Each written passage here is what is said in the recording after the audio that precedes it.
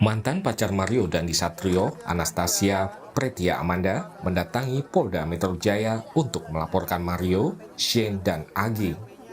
Ketiga tersangka penganiayaan David itu dilaporkan ke polisi dengan tuduhan pencemaran nama baik. Penasihat hukum Amanda membantah pernyataan pihak Mario yang menyebut Amanda adalah pembisik Mario sehingga anak mantan pejabat pajak itu menganiaya David Ozora. Kami sebagai kuasa hukum menggunakan upaya hukum, hak hukum dari APA, Amanda, untuk melaporkan yang dilakukan oleh MDS melalui kuasa hukumnya dan kawan-kawan. Maka itu kami melaporkan mereka dengan laporan sementara ini ya fitnah dan penyemaran nama baik, ya teman-teman tahu dong pasal 310 atau 311, namun tidak menutup kemungkinan bahwa akan sesuai perkembangan akan menjadi penyesatan publik ini dengan keterangan palsu, dengan berkata bohong, dan juga undang-undang ITE. Kembali nih teman-teman, penggiringan opini publik yang dilakukan oleh MDS melalui pengacaranya itu tidak benar, bohong belaka, penyesatan publik.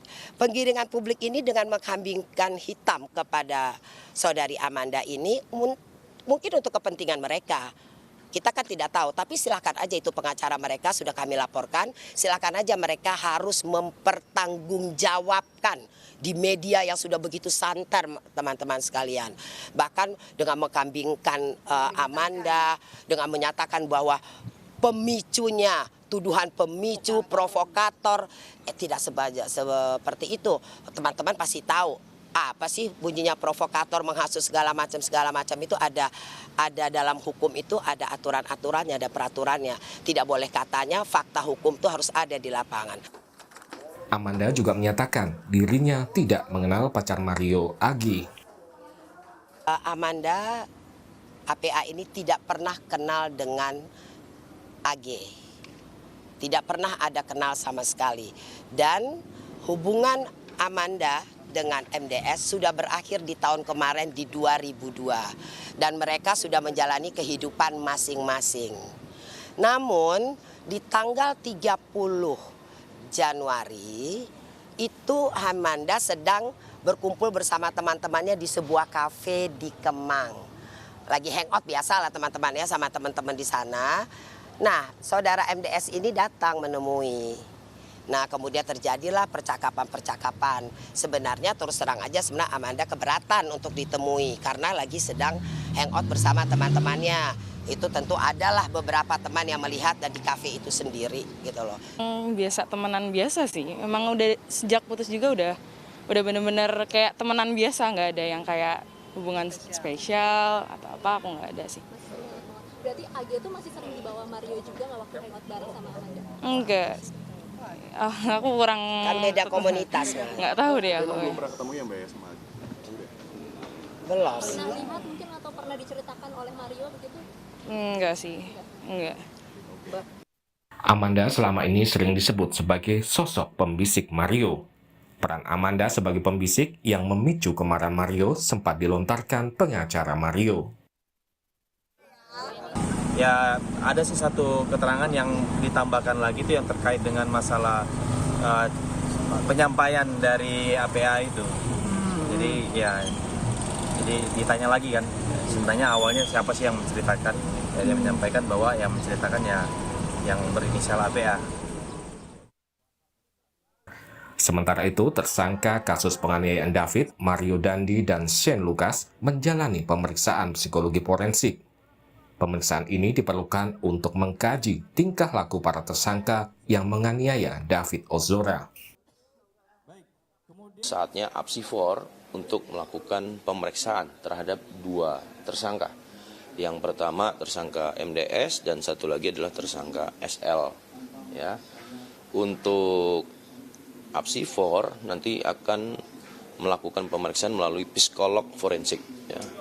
Kemudian pemeriksaan psikolog forensik ini nanti akan melakukan kajian dan penelitian terhadap perilaku dari pelaku atau tersangka ya dalam proses hukum yang dilakukan oleh Direktorat Reserse Kriminal Umum Polda Metro Jaya. Gitu. Tersangka penganiaya David, Mario Dandi, dan Shane Lucas dijerat dengan pasal-pasal penganiayaan berat. Keduanya terancam hukuman maksimal 12 tahun penjara.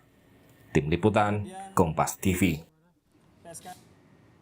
Lalu bagaimana perkembangan terkini penanganan kasus Mario Dandi? Saat ini sudah bergabung di Sapa Indonesia Malam Kabid Humas Polda Metro Jaya, Kombes Trunoyudo Wisno Andiko. Selamat malam, Pak Trunoyudo. Selamat malam, Mbak Friska.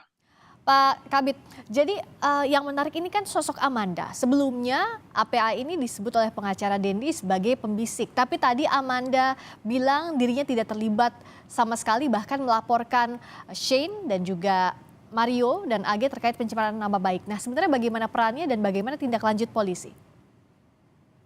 Baik, Mbak Friska, kami akan jelaskan. Penyidik dari Direktorat Reserse Kriminal Umum Polda Metro Jaya secara sinambungan masih terus melakukan proses pemeriksaan ini secara kontinu ya.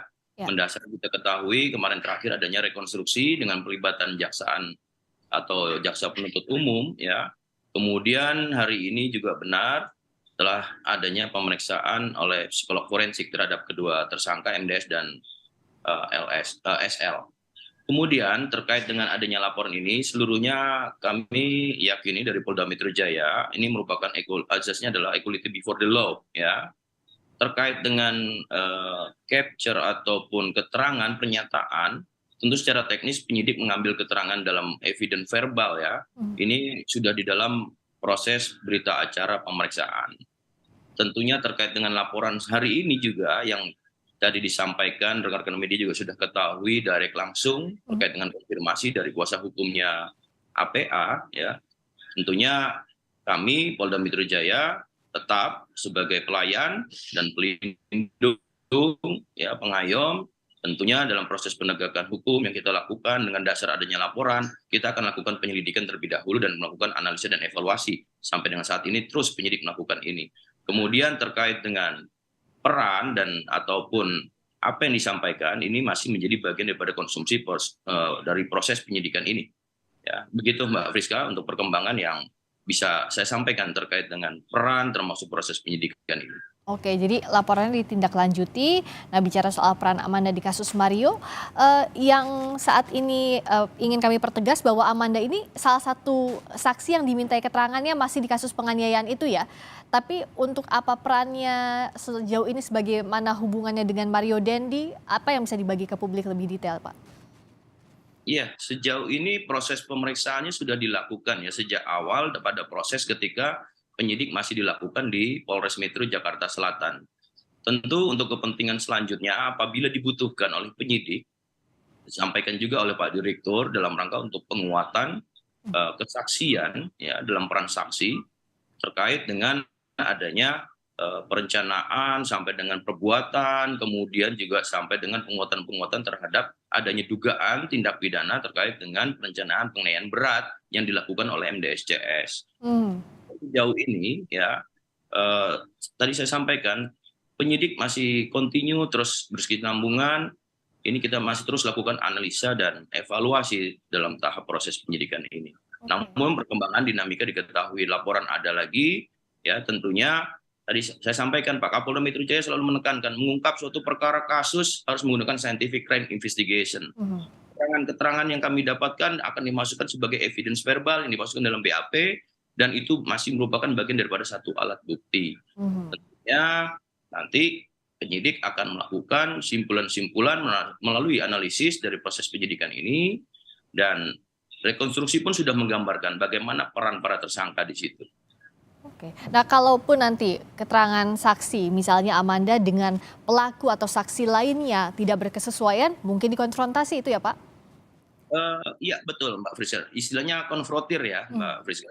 Kita lakukan konfrontir, itu pun juga sesuai dengan kebutuhan.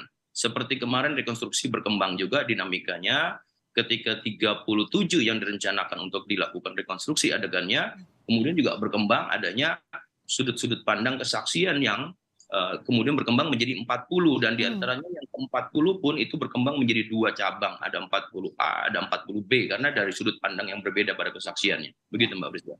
Nah, kalau tadi saksi Amanda membantah membisiki Mario Dendi. Kalau dari proses penyidikan tadi Pak Trunoyodo bilang ini masih dalam penyidikan, belum bisa dibuka lebih lanjut lagi soal perannya. Tapi soal pertanyaan besarnya kan apa yang memicu kemarahan Mario? Kalau Amanda membantah, sejauh ini apakah sudah adakah dari keterangan para saksi dan juga alat bukti apa sebenarnya yang memicu awal kemarahan Mario Dendi? Iya, penyidik sudah menyampaikan juga ya pada perkembangan penyidikan yang lalu, menyampaikan terkait dengan ini adalah ke mens rea ataupun menjadi motif ya bagi MDS. Ketika disampaikan kita juga bisa lihat media juga pada saat rekonstruksi juga melakukan kontrol sosial, termasuk semua publik bisa melihat.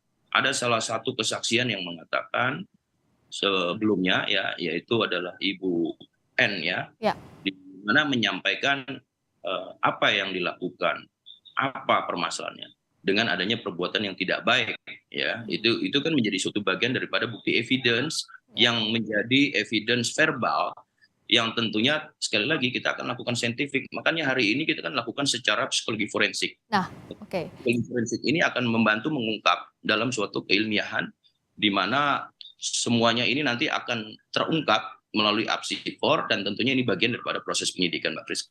Bagian untuk membuktikan mens rea atau niat jahat dari pelaku juga termasuk Pak Trunoyodo dalam proses psikologi forensik ini yang dicari?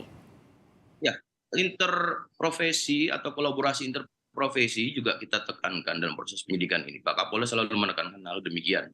Psikolog forensik ini kan melakukan otopsi forensik ya, dengan melalui keahlian spesifik dalam proses penegakan hukum. Dengan menerapkan tentunya ada metode dan konsep psikologis pada proses penyidikan. Di mana pemeriksaan psikolog forensik ini akan melakukan kajian atau penelitian yang tentunya juga terkait dengan perilaku pelaku dalam proses hukum ini. Ya. Tentunya kita sama-sama masih menunggu, Mbak Friska. Oke, terakhir Pak Trunoyodo, berapa saksi jadi total yang akan diperiksa berikutnya dan masih didalami oleh polisi? Ya, mendasari analisa dan evaluasi kita masih membutuhkan ada 3 lagi terkait dengan 4 yang disampaikan. 1 sudah diperiksa sejak awal di Polres Jakarta Selatan, namun mendasari analisa evaluasi sementara ini kemungkinan kebutuhannya baru itu dulu ya. Nanti perkembangan dinamikanya sementara ini masih kontinu proses pemeriksaan, nanti kami sampaikan kembali, Mbak Friska. Konstruksi kasus penganiayaan oleh Mario Dendi ini masih disusun agar presisi nantinya hasil penyidikan oleh polisi. Terima kasih banyak atas waktunya Kombes Trunoyodo Wisnu Andiko, Kabid Humas Polda Metro Jaya telah bergabung di Sapa Indonesia Malam. Selamat malam, Pak.